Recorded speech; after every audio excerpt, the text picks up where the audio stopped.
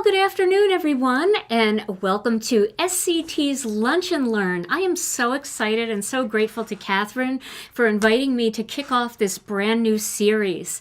I think this is such a great idea where you can come to the SCT YouTube channel and enjoy your lunch and learn something new. And today I'm going to be showing you a bunch of different tips and tricks and techniques for using foil, also flock, polyglaze sheets, using a laminator, and also not using any kind of heat or special tool at all to add a little bit of texture and shine to your cards.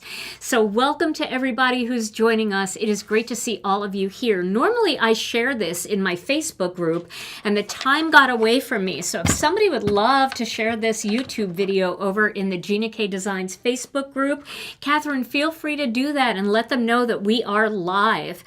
Okay, so I made a list of 10 of my favorite techniques using a laminator and foil and flock and all things kind of foily.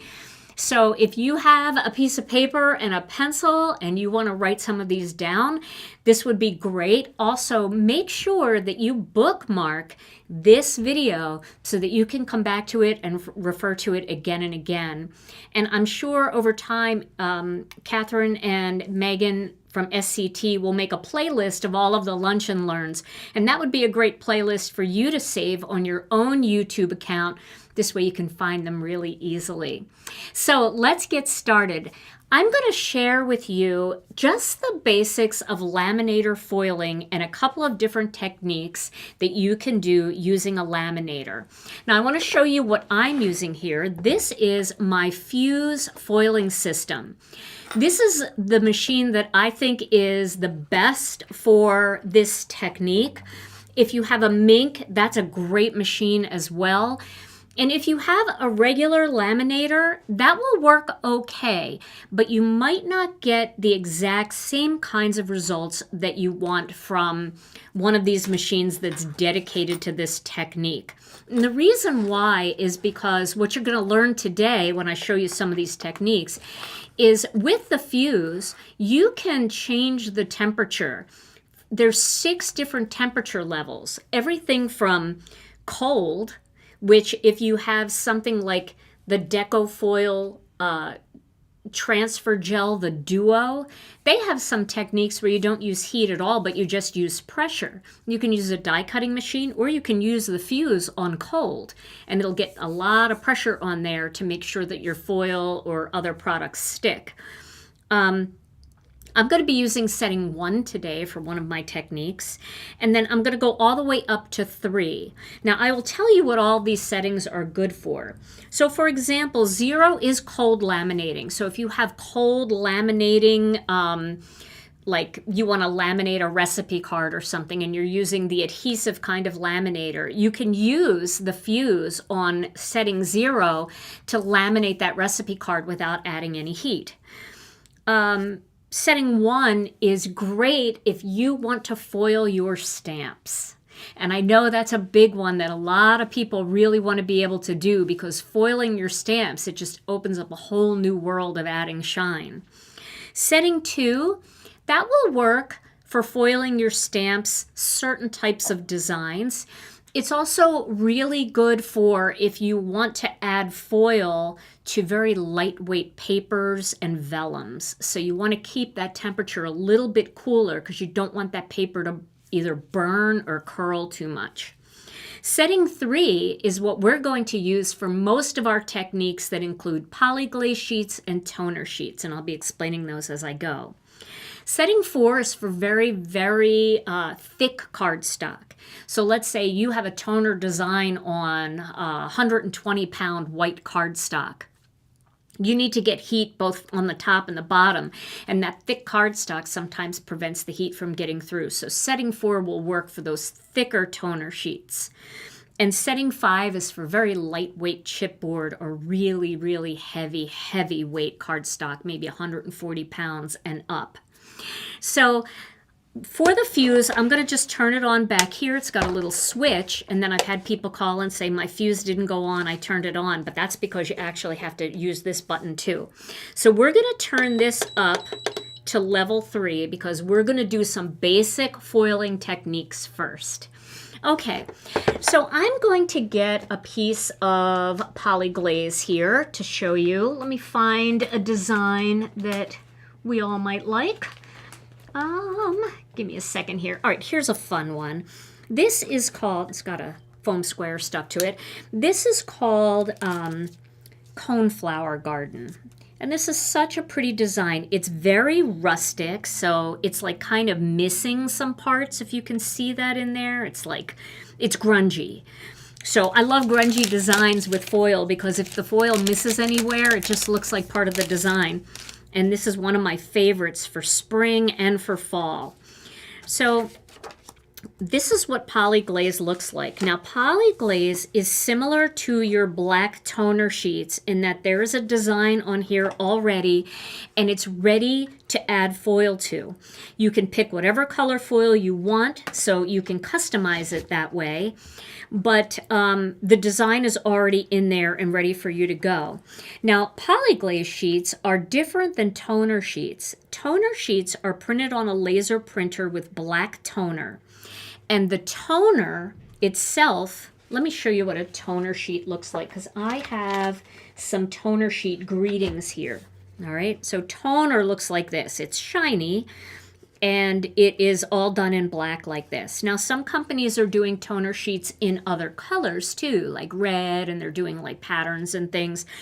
But toner is something that's printed from a laser printer, and you can actually create your own at home if you have a laser printer. And then everywhere that there's black toner, when you send it through your laminator or your foiling machine, the toner melts, it grabs the foil sticks to the melted toner, and when it comes out the other side, it cools, and anywhere you see black, you will then see foil. All right? Polyglaze is similar, except polyglaze is like a clear, it's a clear glaze that attracts toner, that attracts foil. And then what we did is we did a little printing underneath of gray, just so you can see the design. Otherwise, it'd be really hard to see which design is which. And the thing that's nice about polyglaze, and what I love about polyglaze, is that if the foil misses any of these little spots, you don't see it because look how light that is. It just kind of blends into the cardstock in the back. All right. So I've heard mixed messages when it comes to what setting you should use for polyglaze, but I will tell you that I have found that the best setting to not get overfoiling is setting 3. Overfoiling is where you get a lot of foil in places you don't want it. So you want to make sure that you get it hot enough that it sticks to the polyglaze, but not too hot where you get overfoiling. You can also end up getting like burnt toner or burnt polyglaze if you go too high. And then sometimes that leaves you with more black spots or white spots than you actually want. So I would suggest that you try this on setting 3 because that's what I use. So I've got a ton of gold foil here, so I'm going to be sticking with gold today just because it's easy. But foil comes in so many gorgeous colors that we may have to do something else. So I have my little list over here of techniques. So the first one here is going to be polyglaze foiling, and then we're going to do toner foiling to show you the difference, okay? So let's take a piece of gold foil. And you know what I need? And I don't know if I have it here. Oh, I do. I need a Swiffer duster. Now, this is just a, it's not microfiber, but it's an anti-static cloth. So whenever you're doing toner foiling or polyglaze foiling, you want to make sure that you have something that is going to take up dust. Dust is your enemy when it comes to foiling. I'm just going to back out a little bit because I know it's kind of close. And for my friends that are watching on a big screen, you don't need a fuse that you can drive to work in. So you want to make sure that you get rid of all the dust. Anywhere that there's dust on either your polyglaze sheet, your toner sheet, or your foil, the foil won't be able to fuse together. So that's why you definitely want to be able to dust. So I've got a duster here, a dusting cloth, and I'm going to dust the surface of my polyglaze, and I'm going to dust the back of my foil. And then I'm going to put the foil on there pretty side up. And then this is called a carrier sheet. Now a carrier sheet comes with your fuse. You can also buy extra carrier sheets if you want to. You can also use Thermoweb's carrier sheets. They look like parchment, but they're silicone lined, and the silicone is really important because it conducts a lot of heat, and that's what you want. You want a lot of heat, okay?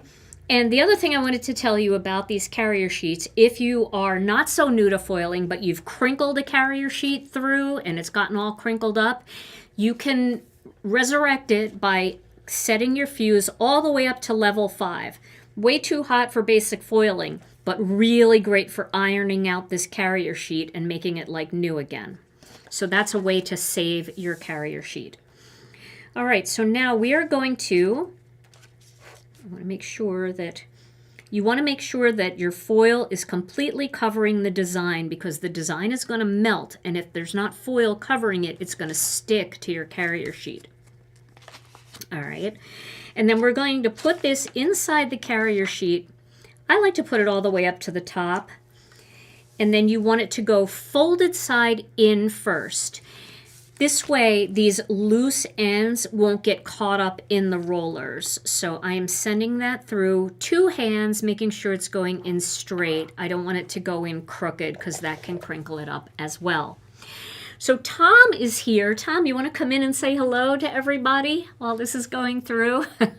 Tom is here. He is working on the controls back there, which is awesome. But Tom is going to also help with questions. So he'll have his microphone up. He'll ask the question that somebody posts in the group, and I can answer it for you guys. So hi, Tom. How are you today? Hi, everybody.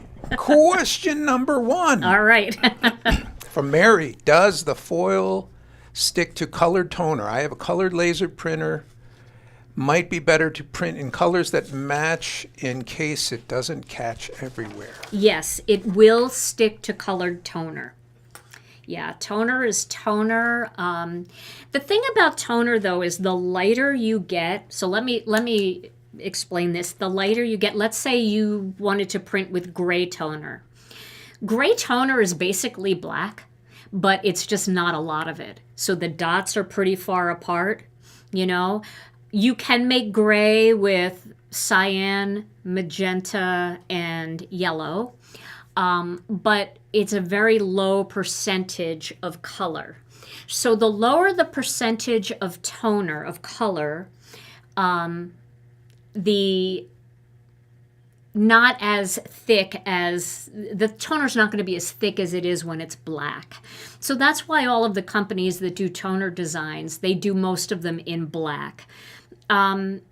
You just have to experiment with it a little bit. Like some colors don't really foil great, but if it's a real deep blue or if it's a real vibrant red, you might have enough toner on there to make it work. They're not all the same, so it's really trial and error. I would do small patches and give it a try, and then once you figure out what colors work well for you, then stick with those. Okay, so now this came out. I've given it a chance to cool, and then I am going to peel that, and you can see that that is just gorgeous, right? Isn't that beautiful? And you can see that there are shallow spots in it, but that's part of the design. Like I showed you, you know, up here it looks like it's a little bit shallow, but you can see on the actual design itself, that's exactly how it looks. It's not, it's kind of grungy. So isn't that pretty? Okay. Sue's kind of confused of the way foil goes onto the polyglaze. Is there a right and a wrong side? Yes, there is a right and a wrong side. So on the white polyglaze, which I'll be getting to, and I will explain that in just a little bit, but you always want to make sure that you can see the shine of the polyglaze, because polyglaze is light compared to black toner. Oh, I see so many. Vicky, Brianne, Jennifer, Betsy. Hi, everybody. It is great to see all of you. Look at all of our friends coming in from all over. This is great.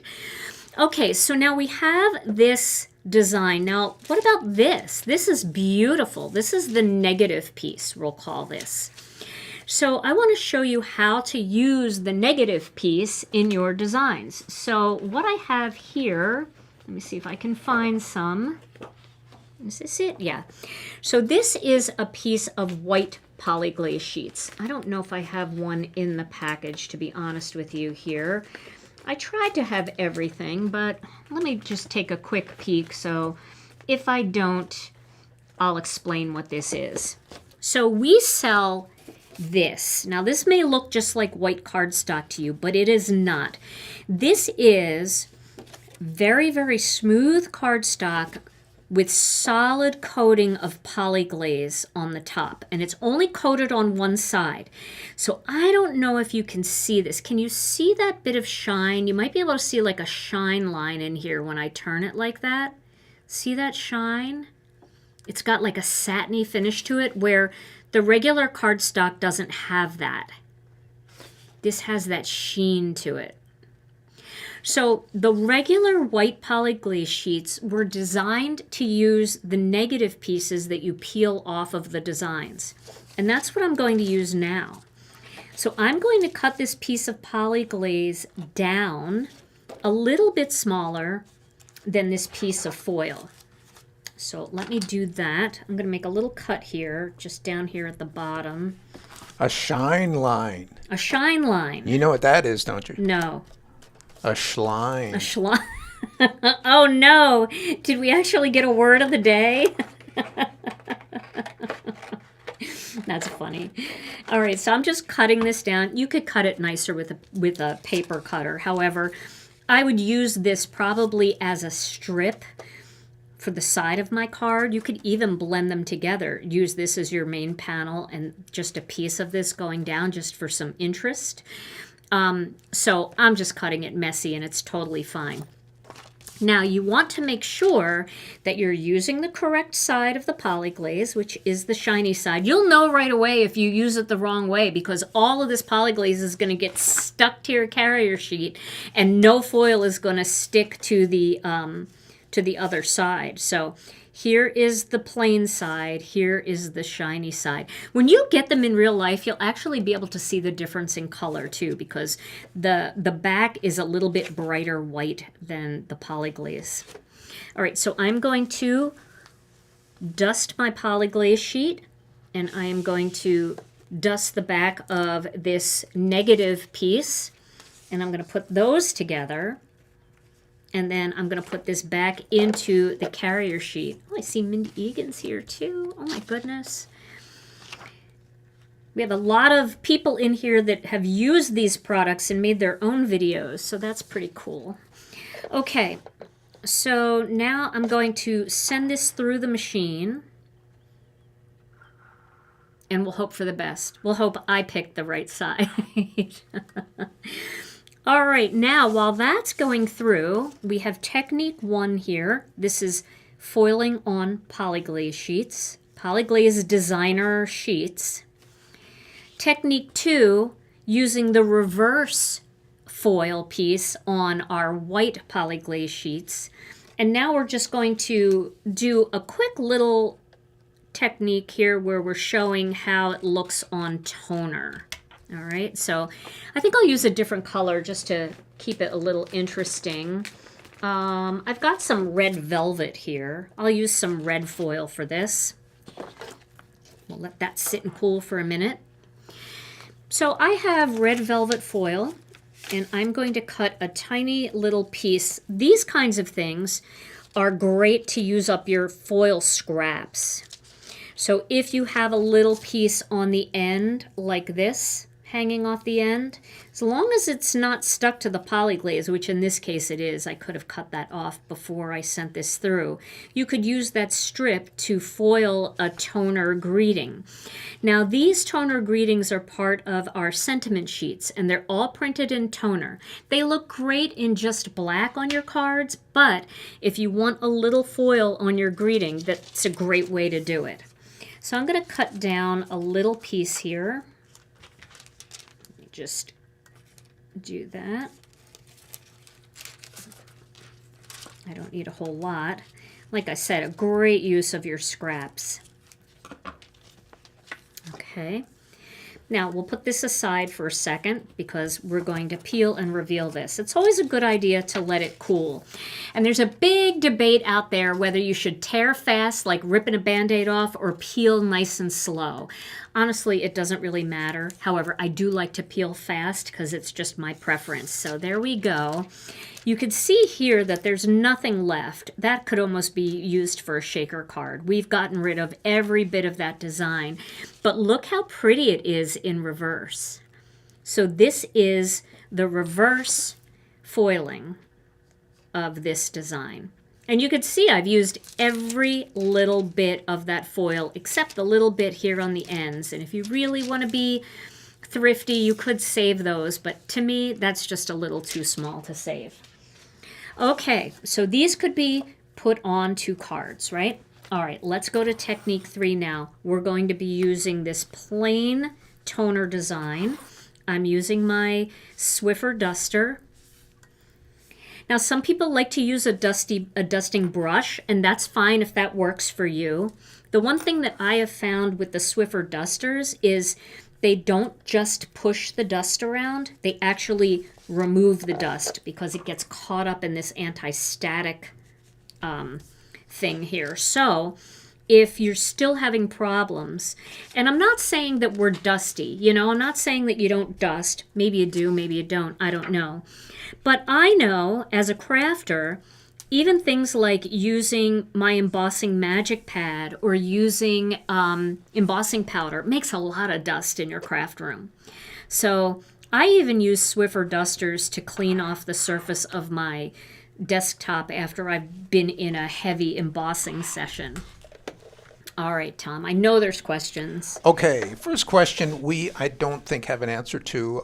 Jennifer wants to know, when will the fuse be back in stock? We typically don't. Okay, I have an answer to that. Oh, there you go. Believe it or not, I have an answer to that. They are on the ocean on their way to us. However, I just happened to go over to ThermoWeb's website, and they have fuses in stock. Same price as we sell them for. So if you want one now, you can go over to ThermoWeb and get one. Check some of our other retailers too. We have a retailers tab on our website, and you might be able to find one at a retailer near you or some of the other big box stores. And I know that they're already on the water. They've been on the water for a couple of weeks now. It usually takes about 45 days to get to the port. Then we've got to pay all the tariff fees for them, and then they finally get released. It's a big process. And then once they get released, then they get shipped by train to Chicago, and then they get delivered by truck. So I usually say 60 days from the time that we order it. It's been on the water for about 2 weeks. So if that's helpful, if you're like just waiting to get them from us. But check our retailers too, because they might have one. You might be able to get it tomorrow or today. Okay, so now this is all nice and cool, and we are going to pull this off. And look at that. Now we have a red greeting. So you can see, you can have sparkly greetings. Megan likes to peel it off slowly because it's more exciting. Oh, Megan. No, I like to rip it off like I'm like waxing my upper lip. So you can see how pretty that is. And then what I would do with this is I would cut it with one of my sentiment strip dies. And then if you want, you could go ahead and use this negative piece on black or on white, and you could have, you know, the negative piece in white. So there's so many ways to keep going with this where you get a lot of bang for your buck when it comes to polyglaze. Okay. What else you got, Tom? Okay. Next question. Linda wants to know, can you foil the white sentiment strips? Of course you can, right? Yes, you can. You can foil the white sentiment strips, but only the words will foil, not the whole thing, because they are printed the opposite way. So this is printed with black toner, and the white parts are just the cardstock showing through.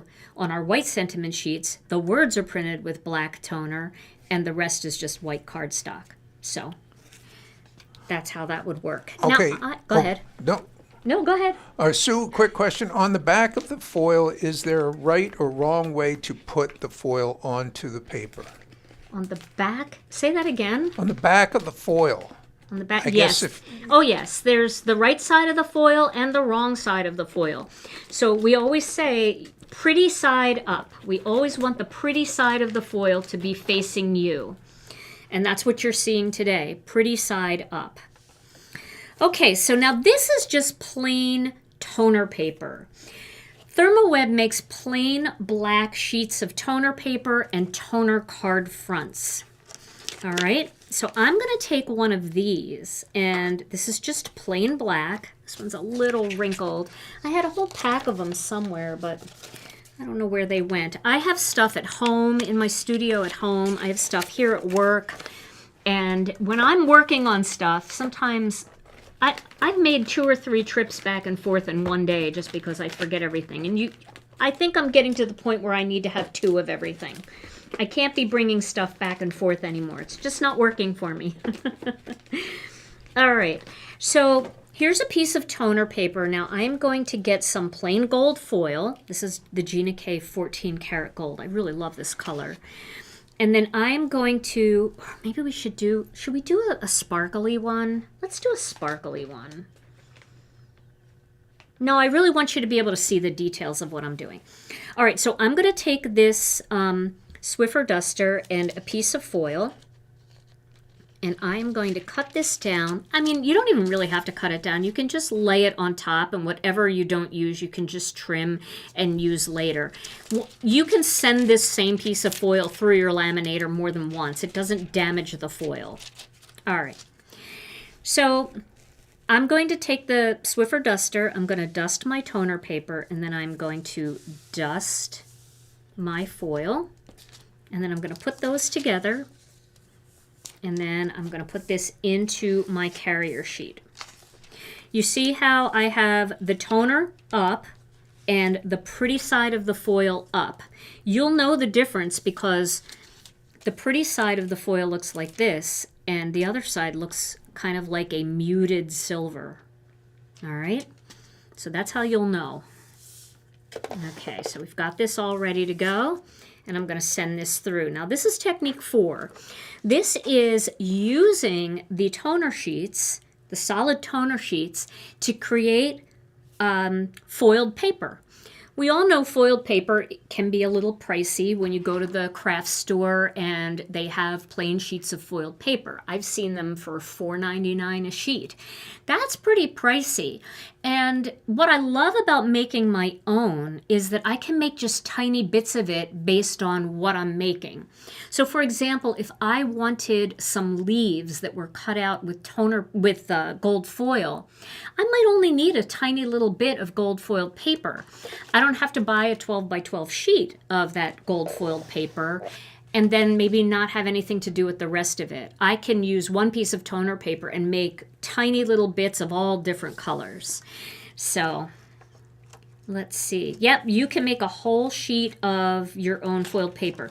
Now, I do recommend using the ThermoWeb toner sheets for this technique and not the white poly glaze. And the reason is because the black really takes foil well, like as a solid, and it's cheaper. It's just going to save you money. And you're not going to see it, right? There's nothing coming through. Where in this case, you've got the design coming through and you want the design to look white. If you did this over black toner paper, it would be beautiful, but all the flowers would be black. That's a great look. But if you're looking for white, the white poly glaze is the way to go. But if you're just doing a whole sheet just to make your own shiny paper, I would just use the toner sheets because it's more economical. All right, so now we've got our own foiled paper here. And you see, I can just save this, and I can use this for another project down the line. Now, what I'm going to do here is I'm going to die cut this. So I'm going to use, oh, I've got my MISTI here. Let me pull this out. I'm going to use my grip mat here. And I'm going to bring in the mini Intracut die cutting machine. I love this when I'm just cutting a tiny die out. So this is our mini Intracut. Everybody says that I should have put a mouth on here and made it smile. Maybe the next round, we'll see. Somebody needs to get me a Cricut real fast so that I can cut a mouth. All right, so now I'm just, for those of you that like things to look straight, let's get that straight here. Okay, that's straight enough. Now I'm going to pick a die, and I've got so many pretty dies here, but I think I'm just gonna like do these leaves here. Okay, so I'm going to place this. Let me get my die cutting plates. I'm going to use my 5mm plate on the bottom, and then I'm going to put my foil paper pretty side up, and then I'm going to lay this leaf on here, and then we're going to cut it, and we're going to hope for the best. Let's see how this goes here. All right. Looks pretty good. Looks pretty well cut. Okay. Now I'm going to use my pick and stick tool to gently pull this out. And you'll be able to see how you can make your own really beautiful foiled die cuts. And you can see the, let's see if I get it in the right angle. Can you see the vein has an impression there? But you can make your own foiled embellishments. So if you're a scrapbooker and you want foiled embellishments, you can do that. You can do foiled die cut words, like our word and shadow dies, where you have like friend in foil, and then you can put it onto a piece of cardstock. So these are really fun to make, and you can make all kinds of, using sparkle, the glitter foil, you can use the sequin foil, you can use the plain colors, and there are so many colors to choose from. Now I do have a little graphic, and I'm going to share it with Catherine later. I don't know if she wants to. Catherine, do we have like a place where we could share a little graphic on maybe this post somewhere? Because I have a little graphic that shows you the right kinds of foil and the right kinds of toner sheets and everything to use with the fuse foiling system. You know, we have lots of different kinds of foil, right? We've got the Gina K Designs foil that looks like this in these packages, the fancy foils. We have the ThermoWeb ones. Let me find the ThermoWeb ones because they are so pretty. Let's see what they look like here. I want to show you those. I'll show them to you as soon as they show up in my my thing here. All right. Well, I'll show you those in just a minute, but I have a graphic, and if Catherine has the ability to share it with you guys, I will give you this graphic, and it's got all of the different foils. What I want to make sure that you understand is not to use foil that's called hot foil. Hot foil is made for those foil plates that go through like your Spellbinder's glimmer machine or the Gemini hot foil machine. You don't want to use that kind of foil, because when you use that kind of foil with a laminator, it's just going to be a solid sheet of foil. You're going to have this beautiful design, and when you pull it out, it's going to look like this. It's just, it sticks without toner, without polyglaze, without anything. So we'll make sure that somehow, even if I have to go out there and post it all over on my social media, that you guys get to see it. All right, so we've got 4 techniques. We've got using the solid toner sheets to do die cutting. Now let's see. The next thing I want to show you, let's see. I want to make sure I don't miss anything. Okay, all right. So this is really fun, and I don't know if everybody knows about this, but ThermoWeb has something called plush paper. And their plush paper is like a flock, except it's not loose flock. Remember the loose flock that we used to get, and it would get all over the place? Talk about needing to dust afterwards. You will want to dust after you use plush paper, though. But I want to show you how cool this looks. And I'm going to do my best to try to capture it on screen. But if you can't see it, I just need you to trust me on how cool this actually looks and feels in person. So hopefully you're going to be able to see it. It's so cool. But here is a piece of polyglaze. This one is called Winter Snow. Okay, and I'm just going to trim this down because I'm not going to use a whole sheet of it to show this technique. But I will show you another technique, and then we'll do this technique. Okay, we're going to do them together on the same piece of polyglaze. All right, so I'm just going to have a little piece of cardstock here, and I'm going to use some blue ink. This is blue denim ink. You can use any color ink you want. Maybe I'll even go darker. I'm going to go in the navy. Let me find in the navy here. I want to go real dark, okay? So what you may not know about polyglaze is that it acts as emboss resist too. So if you got any polyglaze, if you were one of those people that purchased a mystery box and you got a little pack of polyglaze in your mystery box and you're like, I don't have a laminator, I don't know what to do with it. This is a technique that you can do with the polyglaze. You can use it as a background doing emboss resist. So I have a blending brush here and I have some dye ink. I highly recommend dye ink for this technique. Okay. So what I'm going to do is I'm going to go ahead and ink this all up. Can you see the polyglaze is resisting the ink? Isn't that super cool?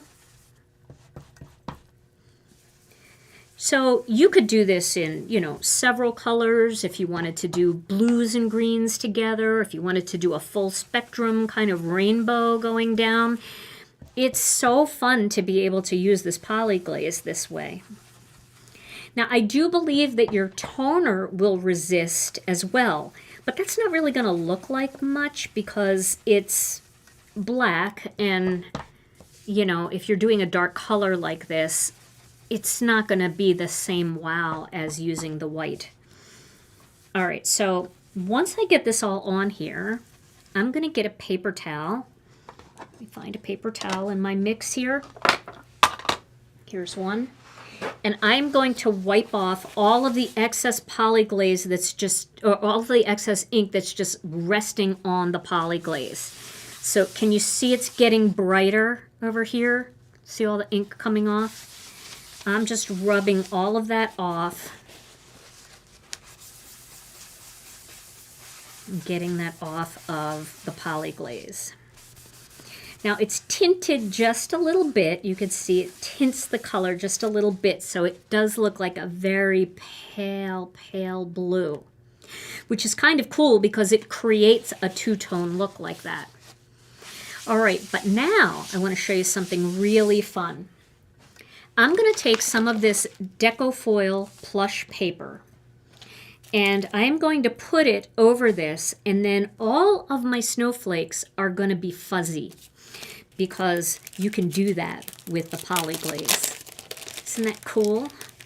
All right, let's get some plush paper here. Well, I've used this one in lots of different ways. I'm going to use it again, but I'm going to get a full sheet here just so that, yeah, it's like Flour Soft, yeah, except without the mess, It's really cool because it uses the heat from the laminator. So you do want to cut this just a little bit bigger than your design. Question. Yes. Would you recommend ink blending after foiling if you wish to blend a foiled piece? You can do it either way. As long as you get any ink that's resting on top of that polyglaze, you can do it in either direction. Okay, now the one thing that's different about flocking polyglaze versus foiling polyglaze is normally when we foil, we put our foil on top and it's pretty side up. With flock or plush paper, you want your fuzzy side down onto the polyglaze, okay? So now we're going to put this through the machine. Did you notice I didn't dust? I don't need to dust for this. All right, so now we're going to send this through, and I've got it at the same temperature. And we're going to send this through. This is so fun. It's just a fun little thing that you can do that not a lot of people really think about when you're thinking about polyglaze. Everybody's always thinking about foil. I got to check off my things that I've already talked about. Toner sheets, toner die cuts, flock on polyglaze. Okay. And polyglazing the negative pieces. Wow, we're through 6 techniques already, because we've got polyglaze resist in here too. Okay, so I'm going to give this a minute to cool. You definitely want it to cool. All right, but you can see it's stuck together. Cool, cool, cool. All right. This feels like it takes a little longer to cool than the foil. I don't know. Maybe the plush paper is like a cute little blanket and it keeps you nice and warm in there. Okay, so now we're going to peel this off. Look how fun that is. Now, I know you can't see it, but I can feel all of the little fuzziness in there. And you have to try this. I just have to, you have to try it. You won't believe how pretty it is in person. It just feels like a warm little blanket, and it gives you all that fun, fuzzy texture. Yep, so fun. I love that. So, and the nice thing about the plush paper, I only have black and white here, but it comes in lots of other colors too. So it would be really fun to try it in other colors. That's right, Barb. You don't need to dust because plush paper is basically just dust. It's dust. Yeah, flock is dust. That's a great observation. So now I do want to tell you that I'm going to mess this up a little bit, but I'm going to do it on purpose. You can ink flock. I don't know if you knew that, but you can ink flock. So what I'm going to do here is I'm going to get, let's see, I'm going to get a color like blue sky here. This is one of our newer colors. Got to get my ink stand. Love my ink stand. And I'm going to use blue sky, and I'm going to just tint the flock a little bit, okay? So, oh, my friends from ThermoWeb are here. Hey, ThermoWeb, get ready, because when people start trying this plush paper, you better order more plush paper because everybody's going to want to do it. All right, so here I am lightly tinting the flock. I'm using a light color because I still want it to stand out, but can you see the difference in that versus just the plain white? Maybe I should have used a different color other than blue. Hopefully you guys can see that. You can see it turning a little bit of a different color there. Let's try one more color too so that we get a little bit more. Should we do a pink? Let's do a pink. Should we try some innocent pink? I don't know if this color is going to be the ticket, but we'll see. We'll see how it looks. All right. I just want to see if you can see the difference. Sometimes it's... Can you see that turning very... See, I'm using such soft colors. But this is just grabbing on the flock because the flock is raised. So you can see that's a little bit pink or that's a little bit blue. I think you can see the difference. I can kind of see the difference here. Let's try one more color just to really stretch it a little bit. Here's a good color to use. I use this in advertising so that you can see it when you're scrolling. We'll do a little bit of yellow. Let's see if the yellow comes through. Okay. That's a good color to give you a demo. And can you see it's not really changing the background color at all because it's just I am using the lightest touch. I'm barely touching it because I just want it to catch the top of the flock. But isn't that fun? So you can colorize your flock too. So I'd say definitely pick up the white and experiment with the white. And also whatever colors you love. I know they've got some beautiful blues and they've got everything over there at ThermoWeb. So, and you can also get the Gina K Designs product line over there as well. They carry a lot of our polyglaze sheets. They carry the fuse. They carry our white polyglaze, and they carry all of my foils because they make them. So, all right, so that's what I wanted to show you. How you can flock, how you can use polyglaze as emboss resist, and how you can colorize just the flock. All right, so that's another 3 techniques. Let's see what else we got. We've got, don't worry guys, I know some of you are just not, you don't want to buy a machine. I have some techniques for you too. All right, so I want to show you next how you can use, let's just get a plain piece of white paper here. I do have another heat technique, but I think I'm going to save it to the end. So don't go away because I want to show you my favorite technique ever when it comes to foil. But let me cut a little piece of cardstock here. I'll just cut a little strip. Just need a little bit here. Can you use the negative of the plush? I haven't tried that yet. I can see it. I can see that snowflake design in there lightly. I did try to ink this, and I could see the design very, very lightly, but I'm not sure. I'd have to play with it a little more to see exactly what that would look like, but maybe. I wouldn't count it out. All right, so I want to show you something fun that you can do. Let me find my gold foil here again. So this is a technique that I did share in another video. Well, a lot of these I have. But I want to show you how fun the Gina K Designs dot runner is when it comes to foil. So ThermoWeb makes my dot runners too. They make all of my adhesive products. And what I'm going to do is I'm just going to grab my little Tim Holtz ruler here to see if I can get a straight line. So I'm going to just rest my tape runner right up against the ruler, and I'm going to do a line of adhesive. Now, what's fun is this is a dot runner, so it's not a solid strip of tape. It's got a little pattern in it. So why not take advantage of that pattern with your foil? So I'm going to take this piece of gold foil, and I am going to just put it right over that dot runner.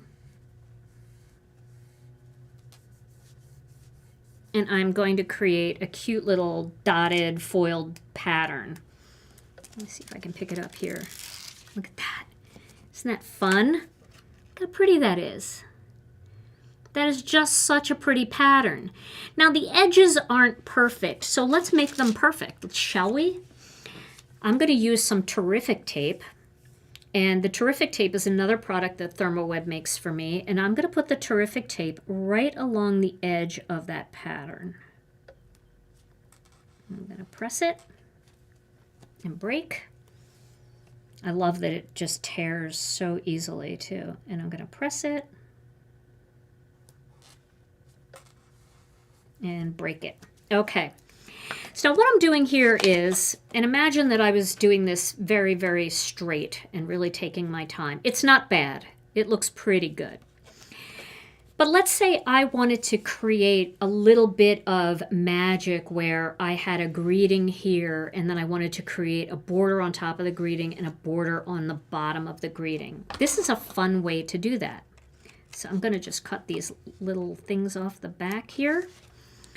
And then let me throw these away before they get in the wrong spot. All right. And then I'm going to lightly just press on that and press on that. And then I'm going to peel the liners off.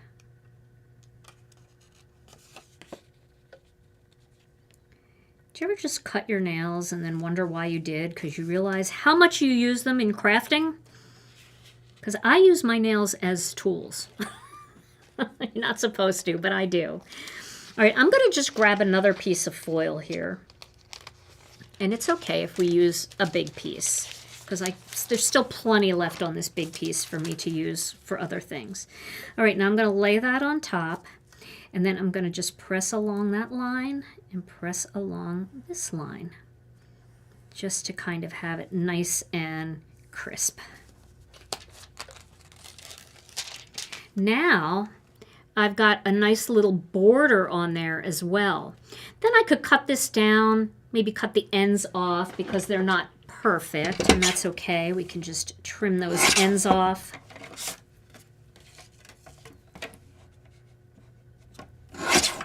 And then I could use something like that for my card.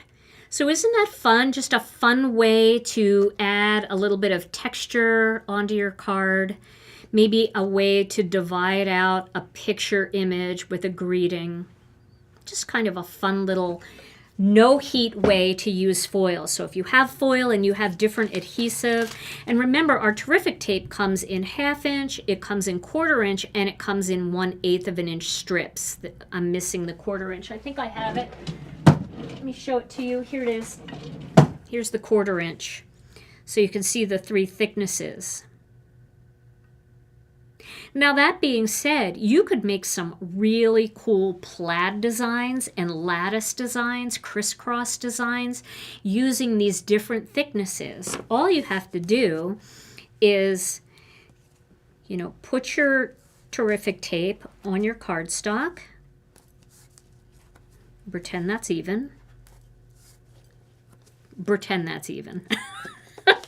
That's not even close to even. But we aren't worried about even. We're worried about techniques today. We just want to try stuff. And I'm just cutting that off. And then you just kind of like burnish it down with your finger. You can make them all wonky like I just made these, or you can do them nice and crisp by taking your time. You can even space them out with a ruler if you want, but we'll go ahead and put this right on here. And then let's say you're doing a Christmas card and you want to add some red stripes going down your card or some gold stripes going down your card. There you go. You can do that so easily with the tape. So that's a really fun way. And even if you just want to do one thin strip of tape across your card as a border, or you wanted to do it around the perimeter, the way we do some of those masking magic techniques, but to add a gold border, you don't have to use a whole piece of gold cardstock to get a little gold border. Just go ahead and use your terrific tape and some foil, and then you're going to butt your cardstock up against it. And so there's some more techniques. All right. Now, I'm not done yet. I've got more. But wait, I feel like that guy that sells Kaboom. But wait, there's more. Let me move this out of the way. Okay. Let me get my little notebook here because I don't want to miss anything. Okay. So, we have the adhesive dot runner. We have the tape. Okay. So here's something else fun that you can do. Let's get a colored piece of cardstock. So this is our Christmas pine cardstock. And I'm going to take a thick piece of terrific tape, and I'm just going to put that right onto this piece of cardstock. Oops, that's all right. We'll trim it down. So let's say you're making a holiday card, and you've got Santa on your card, and you've got a snowman, and you've got a lot of things that feel very cozy on your card, but you want to do a border, but this is more of a homespun looking card, more country style, and you really don't want foil. Well, what about doing some stripes on your card that are flocked instead? So let's add that. I'll be a little more careful this time. I'm going to be more careful. Here we go. There, see, nice and spaced. When you take your time, it really only takes a second to take your time, but let's trim those off. So let's say you wanted to do a background that had all different size stripes, right? You can do the same thing with flock or with plush paper. You could do it with loose flock too, but to me that's a hot mess, and I'd rather do it with plush paper every day of the week. So we could do this with black plush paper, or we could do it with white plush paper. I'll do white because I think it's going to show up a lot better. But here we go. I'm just going to lay this plush paper right over that, plush side down. And then, oh, look how cool this is. Look at that. That's so pretty, and it's so plushy. And we can add more, you know, if there's not enough on there. We can add some more. We can go back over it a few times to really get it plush. But I love what it does here because it doesn't look like a white stripe, The color shows through, and it's so soft. So imagine taking a little bit of this and cutting it out on the rim of a snowman's hat or around his neck for a little scarf. And then you can make it all plush. When you feel this, it's so fuzzy and it's so cute. Now I will show you what the black looks like, but I think I should show you what the black looks like on a little piece of white cardstock, just so that you can see. Because once again, it's very soft, but it's plush. So you could maybe use this, if you have sheets of adhesive, you could use this plush paper, you could stamp on it. Have you ever done paper piecing with adhesive paper? I know Thermoweb sells an adhesive paper that's like double-sided adhesive, and you could stamp your image on it and you could cut it out to match. So let's say you have an animal that has like a bunny and you want his belly to be fuzzy. You could do that with plush paper and adhesive. Just paper piece it and then do this same technique right over it. So here we go. I know it looks frosted, right? Isn't that so cute? So here we go, a little plush paper here. Does flock work with terrific tape? Yes, that's what I'm doing right now. I'm using flock with terrific tape. And you can see it's just so fuzzy and cute. Yep. So yes, these are the terrific tapes. This is the 1/2 inch. This is the 1/4 inch, and this is the 1/8 of an inch. So you can do foiled striping, you can do flocked striping, you can do all kinds of fun things. Yeah, and it tears really easily too, which is nice because you don't have to cut it. And, you know, it can be a little sticky when you're trying to get your scissors and you're cutting all the time. So, all right, I'm going to put my plush paper away. Since we've done a few flocking techniques, I've got dust everywhere. Okay, so now I have 2 more techniques to show you today. The first one I want to show you of the 2 is, I don't know if you knew that you could do this, but you can color on foil. So if you've got beautiful silver foil, let me get my Swiffer duster and get rid of all the flock here. I've got flock everywhere. Move that too. See, my whole carrier sheet is covered with flock. And my foil is covered with flock over here. Oh well. I'll clean up later. So now what I want to do is I want to take a piece of sparkly, glittery foil. Now we have 2 that I love. We have this sparkling silver, and then we have silver sequins. So this one, you can actually see the little sequin design in there. Isn't that pretty? And then this one is more like glitter. It's got little stars, but it's also like a glitter paper. So yes, Darlene, we are going to start to carry it because Gina K Designs is actually doing some plush papers with Thermoweb coming up in the future. That's a little sneak peek that if you're watching the Lunch and Learn, you learned that today. So we will be doing some plush papers because we've got some really fun things coming out with Thermoweb this year. Just amazing stuff, and I'm really excited about it. All right, so I want to show you how you can color on foil. Now, foil is not porous at all. So you want to use something that you can color that isn't water-based because it will just wipe right off. Plush paper is available at thermoweb.com. Thermoweb is who makes all of my foiling products. except the poly glaze. They make everything else, but they do carry my poly glaze over there as well. All right. One little quick trick that I think would be useful for you is if you're trying to cut foil with a paper cutter, it can be a bit of a nightmare. So when I want to cut my foil, what I do is I put it on a piece of cardstock first, and then I cut it that way. Now watch it not work, but I'm going to cut this down just a little bit here. I'm going to cut it to 3¼ inches. But it seems to cut easier when you've got cardstock resting under it. You'll get a nice crisp cut, okay?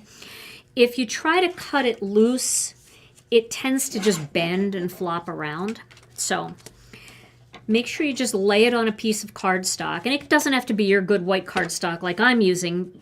You could, use just a piece of scrap, maybe something that you ink blended on or something. But I'm doing it this way just because this is what was quick. All right, and I'm going to just cut this down a little bit here. Okay. So hopefully that helps somebody, because I used to try to cut my foil on a paper cutter and it was bending and crinkling, and you want your foil to stay nice and crisp, right? Okay, yes, a rotary cutter is great. If you want to buy a mat and you want to buy a big ruler and you want to buy a rotary cutter, that's a great way to cut it. But if you don't have those things and you have your foil in the craft room today, or you just want to cut one piece down, just throw a piece of cardstock under it and then you can get it nice and crisp like that. All right, I'm going to use Copic markers. You can use Olo markers. You can use any alcohol marker for this. I want to make sure this is a good marker. It is. So all I'm going to do here is I'm going to scribble some color right onto this piece of polyglaze. And here's an orange. Let's see what that looks like. Okay. Squeaky. And then I'm going to use some yellow.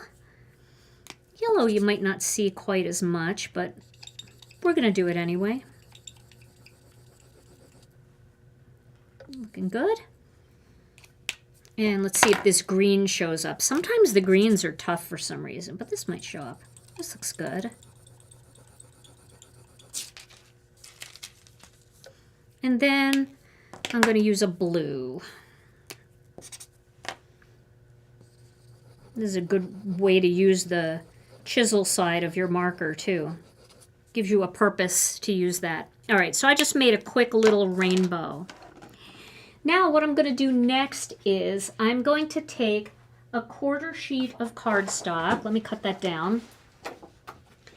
I want it to be a little bit smaller than my cover plate, which I'll show you in just a minute. So my cover plate measures 3½ inches by 5 inches. I'll show you the cover plate in a minute. Let me see if I have the cover plate right here to just show you what I'm talking about.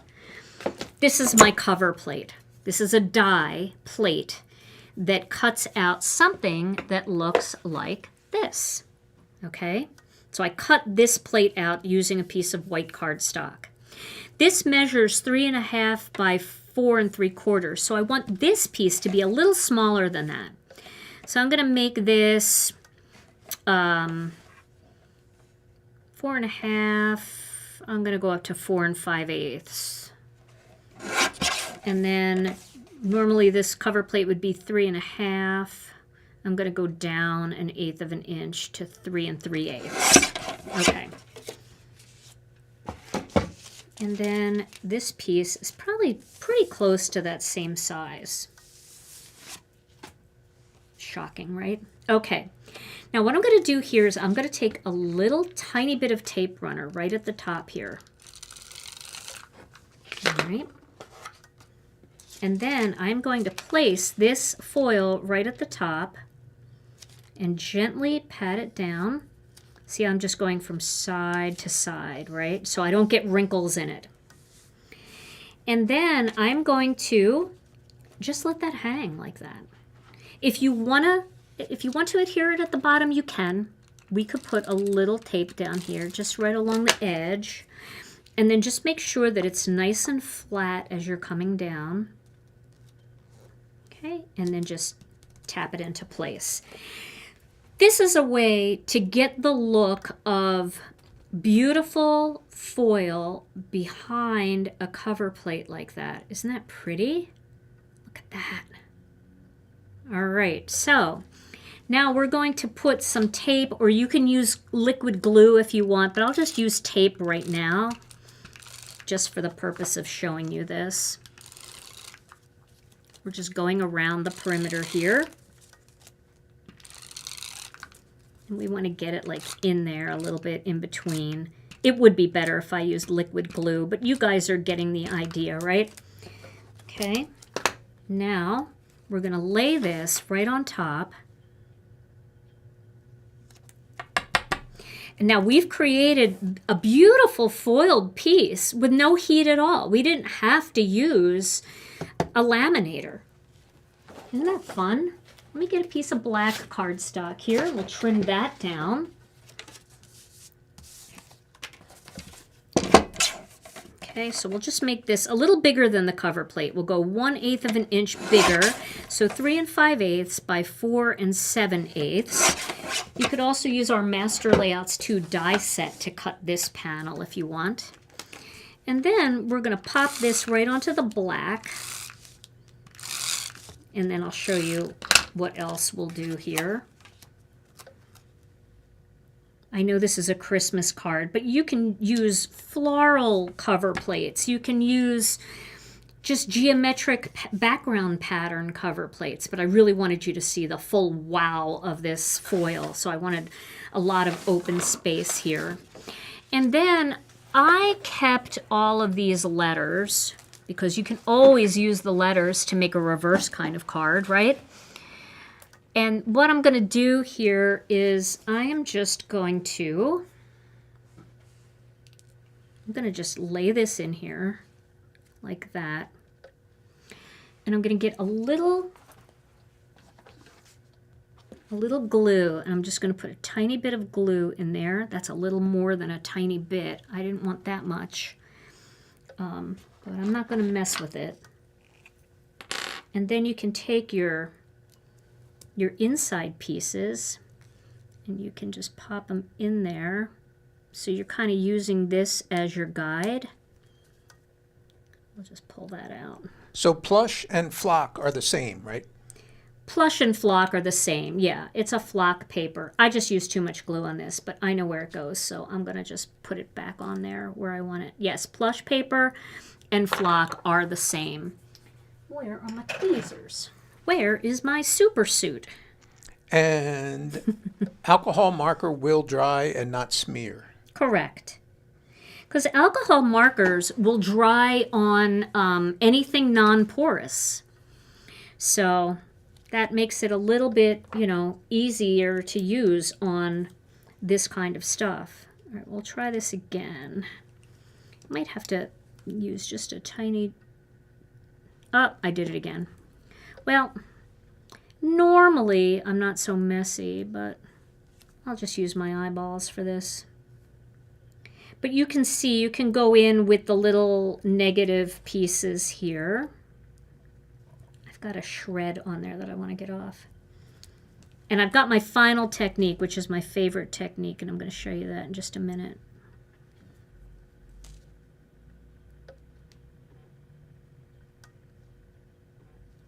Okay.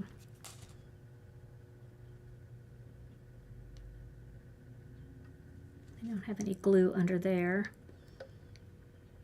but this will be close enough. Okay.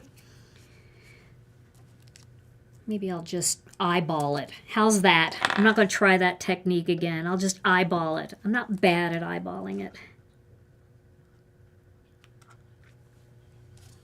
And this one down here. It's kind of easy to see. There we go. Pretty good. And then pop that on your card base. And this is a no heat technique. So now you've got this beautiful peace, love, joy that's ready for a card base and ready to go. Yes, Karen, it's better than horrible. Amen. Amen, sister. Okay. So that is another no heat foiling technique for you. Just color up your foil with a pretty rainbow pattern and then put it behind a cover plate and you will get a beautiful design. Okay, so I do see questions coming in. Okay, so Rose is asking, could you use alcohol or blending solution, then move the Copic ink around or use bottled alcohol inks?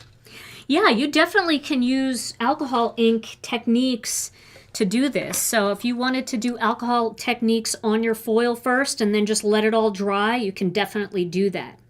The other thing that you can do, which is a technique that I can't really show you today because I'm not prepared for it, but if you have alcohol inks in your collection, I got a little glue on there. If you've got alcohol inks in your collection, you can do an alcohol ink background, and right before that alcohol ink is completely dry, take some of that gold foil and just tap it onto the drying alcohol ink. Alcohol ink on cardstock, like shiny cardstock, gets real sticky, and it'll pull the ink off of there, and it will create a really cool marbled look. You'll get a little bit of gold in there. I've done that in videos before, so you can search Gina K alcohol ink and that technique will come up where I use foil. Search that on YouTube. Okay, and after coloring, can you still put the foil on a polyglaze sheet? After coloring, can you still put the foil on? Yes, yes you can. If you wanted to put it on a polyglaze sheet, you can. That shouldn't affect it at all because it's just foil. So, you know, what happens on the front of the foil really doesn't affect the back sticking to the polyglaze. It's a great question. Okay, so now here's something I want to show you. It's one of my favorite techniques, and it's a technique that everybody always asks about is, can you foil your stamps?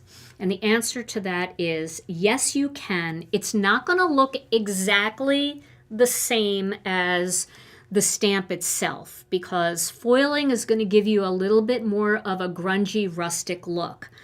But if you use the right kinds of stamps and you use the right combination, you can get a really pretty look. So what I'm going to do here is I'm going to take a little bit of embossing magic.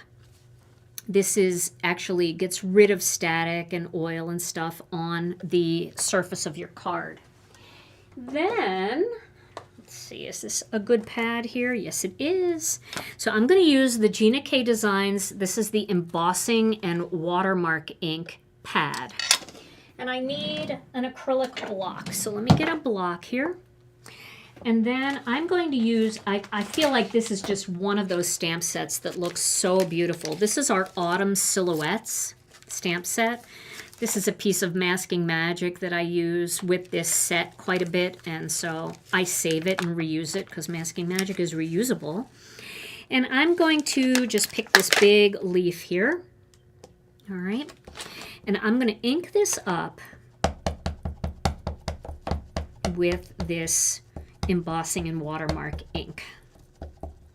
Now, I don't know if I cleaned this stamp very well, so I don't know how good it's going to come out. But I'm using a grungy style stamp, which helps this technique. And then I'm going to use embossing powder in the same color as the foil that I want to use. Now you can use clear embossing powder for this if you want, or you can use white embossing powder for this if you want.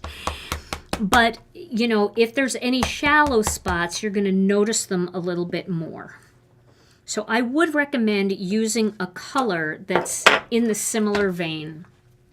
So now what I'm going to do here is, let me get this. I'm going to sprinkle some fine detail gold powder. Now, fine detail powder is key here because you don't want the powder to swell up too much. And whenever you have a really delicate design, a fine detail powder is going to not lose detail, right? Where regular embossing powders swell up a lot, fine detail powders don't. So I use the fine detail powder on here. I'm just going to knock off all the excess. feel like I could use a little more here. That was my first stamping, so I think that's my bad for not cleaning the stamp very well. But, you know, I don't clean a lot of things very well. That's because I'm too busy stamping. All right, so I'm going to put this away, get this out of the way, and let me get my Swiffer duster again. We're going to dust all that away. And now what I'm going to do, so our grand finale technique here, is I'm going to use my heat tool. And first I'm going to heat this. Oh, I lost a little powder here when I put that down. Let's put a little more powder back in that spot. It's my bad. I tend to use certain stamps with embossing and watermark ink a lot, and I'm really bad at cleaning my stamps. And embossing and watermark ink is sticky, and so it kind of gets a little crusty. And when you reactivate it with more embossing and watermark ink, sometimes your first impression isn't that great. But this is going to be good enough. Better than horrible. All right. So crafting is way more fun, Betsy, than cleaning. I agree. I agree. Oh, Jennifer, my lemon tree is doing great. I've got 2 lemons so far, and I've got tons of flowers. I posted some pictures of it on my personal Facebook page. Very fun. I love it. I'm growing a lemon tree. For those of you that didn't know that, I'm growing a lemon tree in my kitchen in Wisconsin in the winter. Talk about, you know, being brave. All right, so can you see? I want you to really take note, because you're not going to be able. I'm not going to be able to do a comparison. Well, maybe I can. Maybe I'll cut this off so I can do a comparison. I'm going to cut one of these leaves off. Okay, then we could do a comparison. But you can see here, this is very muted, right? It's pretty, but it's muted. It's almost like an antique look, you know, like it doesn't have that high shine that foil has. When you look at foil, see what I mean? The difference? This is more muted versus that high shine. Well, now what we're going to do with this is, oh, and I didn't do this. I'm going to turn off my machine. I'm going to turn it back on, and I'm going to just set it at 1. That's really important. You want your machine to be just a tiny bit hot. So 1 is the right setting. Now this is blinking red. I'm going to put it aside. It's going to need a minute to cool off, so I'll be good and I will clean this stamp right now with my tidy towel and put it away. But while we're waiting for that to cool down, I can answer any other questions that anybody has. Sorry, I know I've been like talking a mile a minute. And I do want you guys to know that I am going live tonight on my own YouTube channel. And I am actually going to be doing some more foiling. I'm going to be using our poly glaze sheets with our coloring stencils, which is a technique that I didn't show today. And I'm going to be making a really cool card layout tonight that I think a lot of you would like. So I would love you to join me on my channel tonight. It's called Gina K Designs. Easy to find. If you type in Gina K foil or Gina K card making on YouTube, it'll come right up for you. Now let me find another Swiffer duster, because I kind of beat that one up a little bit with all of my other things that I was using. So I have a new one here. I am going to wipe off the surface of this, and then I'm going to use some gold foil. Like I said, you want to kind of stick with the same color that you're going to use. So if you were going to do this with silver foil, I would use a silver embossing powder. And I'm going to trim this down to match. I know, two lives in one day, right?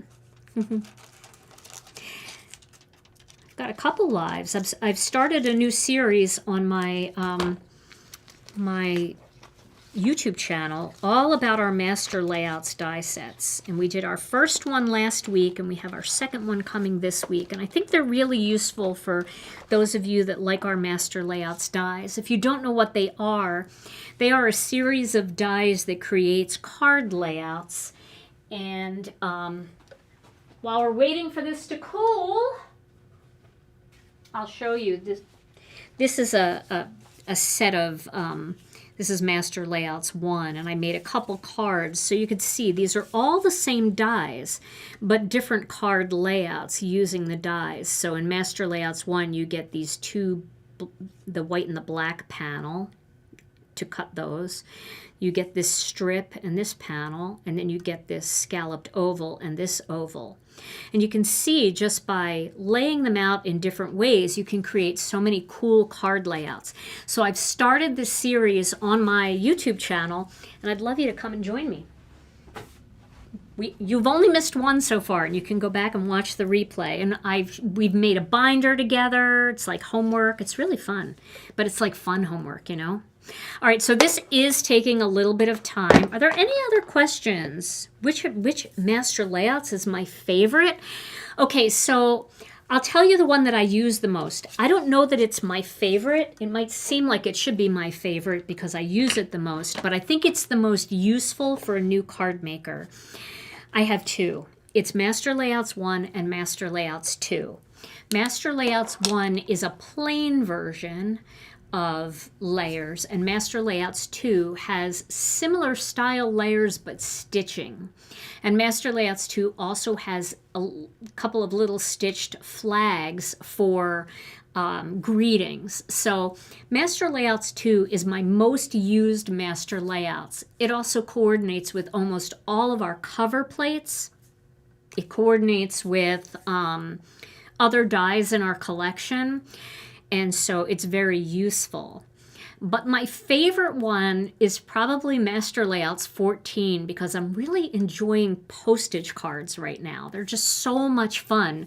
And that has a postage grid die in it. So does Master Layouts 15. And then an old one when we first came out with our postage dies, a couple of years ago, several years ago, we came out with a 4-up postage die, but I'm not sure which number that is. But you can look at them all on our website at ginakdesigns.com, and you'd be able to see them. All right, well, we have, it's down to number 1, so I really hope it's cooled off enough.